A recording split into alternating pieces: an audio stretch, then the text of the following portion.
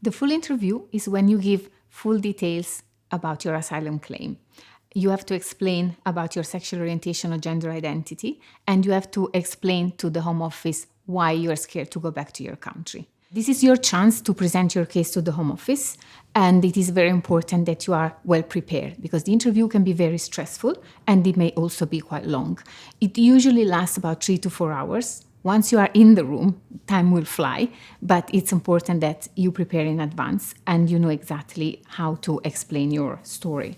And you will be in a room with an interviewing officer and possibly an interpreter if you have requested one. You will have to prepare in advance of the interview to make sure that you know your story and you know how to say it. Obviously, this is your story, it's your experience, so you will know it very well. But one thing is to know it and one thing is to know how to explain it to somebody. So it's very important to prepare in advance of the interview with your lawyer if you have one. During the interview, if you feel uncomfortable in any way, you can ask for a break. If you need a glass of water or you just need a breather, you can ask so. You will be asked different questions about your sexual orientation, etc. It's important that you give detailed answers, even if you may feel uncomfortable to discuss personal questions. If there is something like a traumatic event or anything really bad happened to you and you don't feel comfortable discussing that, just say so. It's important that you do not guess dates or events. If you don't remember, just say you don't remember. If you're stressed, just say you're stressed.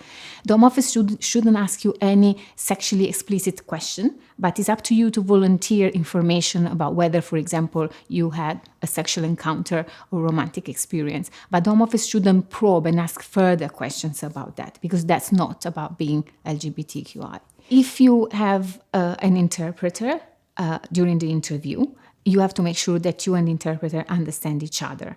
It is possible for you to request an interpreter before the interview. The request has to be made in advance by your lawyer or by yourself if you don't have any lawyer, and there should be somebody there. You may feel uncomfortable to have an interpreter from your own community, but you shouldn't worry about that because usually interpreters, they are professional persons and they're not there to judge you, but they're just there to translate for you.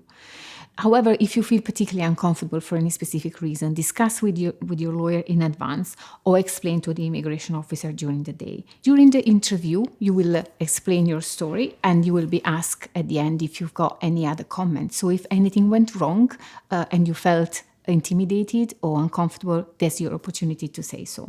Anything you say during the interview should be recorded by the interviewing officer, and at the end you will be given a copy of the interview records, so you can bring it to your lawyer and discuss whatever happens. In fact, when your interview is finished, you will have 5 days to prepare any letter with your lawyer that you want to send to the Home Office to amend any errors and rectify any mistake. After the interview, the Home Office will take a decision on your case.